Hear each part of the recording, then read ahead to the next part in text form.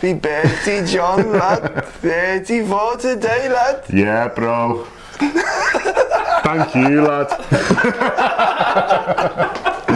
Yeah, thanks for the balloons, mate. They're really good. It does say 34. Trying to get them to stay still is a little bit challenging. But yeah, I'm going to take them to Old Trafford, one on each arm.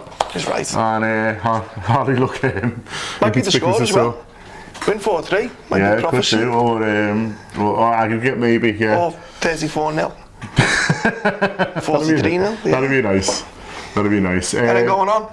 Yeah, bits, yeah. You've got some flannel news, hot off the press. Yeah, off the Twitter.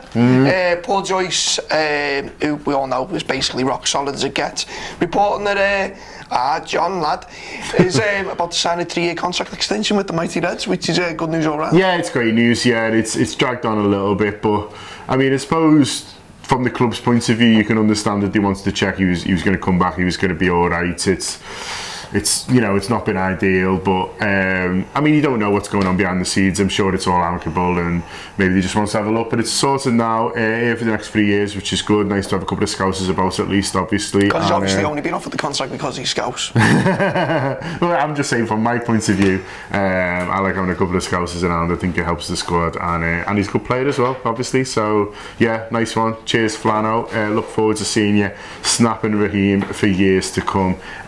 He's not in the England squad, unsurprisingly, but there's 5 Liverpool players in there. That's just been announced. Klein, Henderson, Milner, Lallana, and most notably Daniel Sturridge back in there. It's quite interesting, really, because I was thinking about the strikers the other day. It's actually quite competitive up there all of a sudden. You know, you'll take Rooney, obviously.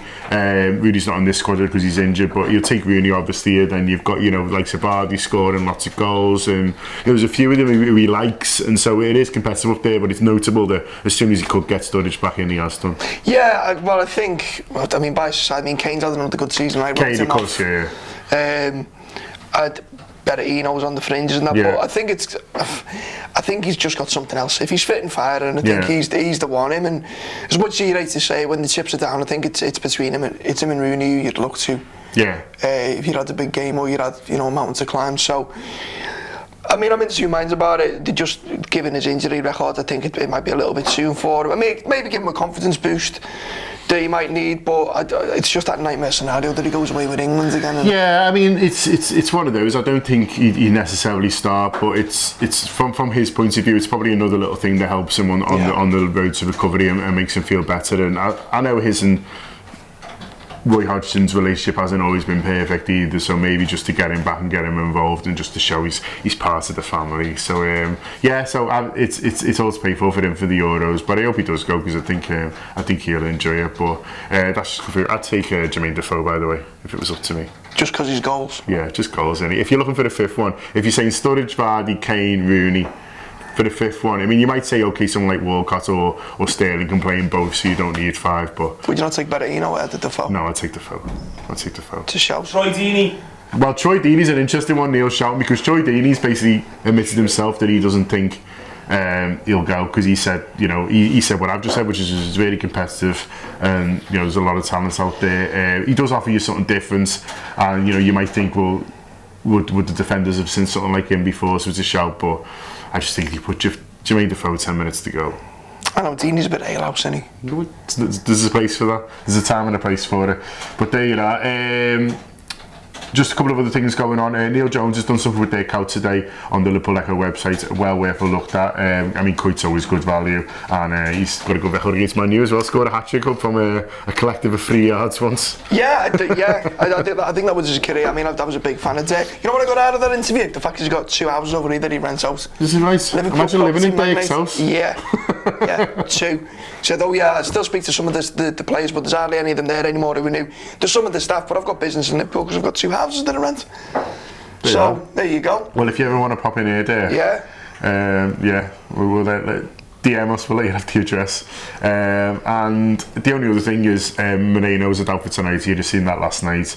Hamstring injury in training. Might just be a little bit of a twinge where they're being careful, or it might be a little bit more serious and they might decide not to risk him. It's a funny one because Flano, we mentioned before, can't play, so it's been a told maybe Brad Smith, and then a few people have mentioned to me on the Twitter that they play Milner right back and Klein left back, which is an option as well. It'd be nice to get Milner in the team somehow, because you know his experience is battling.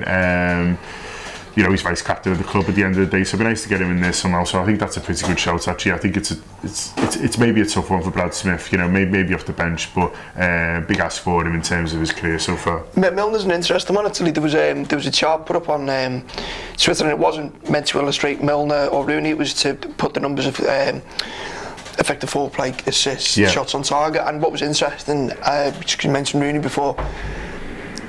It's the perception is Milner's not really set the world on fire, but he's actually got better numbers. His numbers are great. Yeah. Well, the numbers I saw was related to Firmino. It was bragging about. Well, that was it. We look further down the charts. As you say, they'd say, well, how well Firmino's done since the start of the year, and of course he has in terms of numbers assists. But as you say, if you look further down, Milner's right up there as well. So I know he takes pens for us, but still not bad, is it? Okay, we'll leave it there. We've got shows coming out today. You're going to record something now? I am, mate. Yeah. So we'll have shows going out today with Neil, a Man U preview if you like, so that'll be out a bit later. Melissa Reddy's writing something for the website as we speak as well, which is a Man United preview. So what are we doing after that, mate? We're going to Old Trafford. Yes, we are. So and hopefully come back with a win, and there'll be a Pink Street after the game as well, which Neil sorted. He's got an all-star cast for. So nice one, and thanks for me, balloons.